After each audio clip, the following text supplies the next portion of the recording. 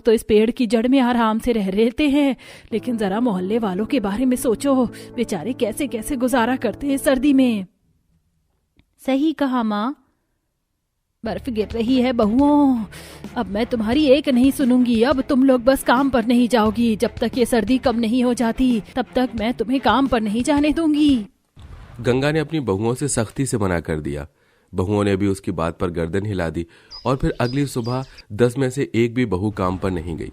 सुबह को जब बहुएं अपने पेड़ घर में से बाहर आई तो उन्होंने देखा कि सभी तरफ बर्फ ही बर्फ थी। ओह भाभी, ये तो रात ही रात में बहुत बर्फ पड़ी है, कितनी ज्यादा सर्दी हो रही है। सही कहा, चलो सभी घर के अंदर चलो, आज काम पर जाना सही नहीं रहेगा। रश्मिका सभी बहुओं को अपने पेड़ घर के अंदर ही ले गई, जहां पर सभी बहुएं अपनी सास और पतियों के साथ चाय पीने लगी। एक तरफ बहुओं को पेड़ घर में बर्फबारी में ज्यादा सर्दी नहीं लग रही थी, तो वहीं दूसरी तरफ मोहल्ले का हाल कुछ ऐसा था। जी बड़ी सर्दी है, ये बर्फबारी होने से तो मुझे ऐसा लगता है कि तापमान बहुत ज्यादा गिर गया है। सही कहा तुमने, अरे मेरी भी कुल्फी जम गई है। सुनो जी, मुखिया जी से जरा बात कराओ, सर्दी इतनी ज्यादा हो गई है, हो सकता है वो कुछ गर्म कपड़ों वगैरह से हमारी मदद कर दें।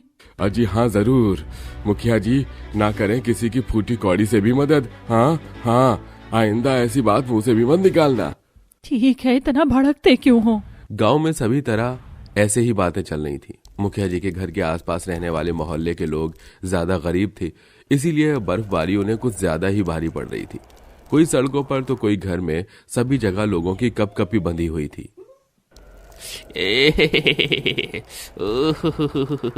हे भगवान, अरे बहुत सर्दी है। एक तरफ सभी का ऐसा हाल था तो वहीं दूसरी तरफ मुखिया के घर में। अरे सुनो सीजल, आज वो 10 बहुएं नहीं आई काम पर? नहीं मालकिन, वो बर्फबारी हुई है ना, तो आज हो सकता है इसी वजह से ना आई हो। सेजल ने ऐसे बोलकर बात को खत्म कर दिया। आज सारा दिन मोहल्ले में ऐसे ही सर्दी का माहौल रहा और ऐसे ही फिर आज की शाम भी बर्फबारी हुई और लगातार ऐसी बर्फबारी लगभग 4 से 5 दिनों तक होती रही। सर्दी से सभी का बुरा हाल था।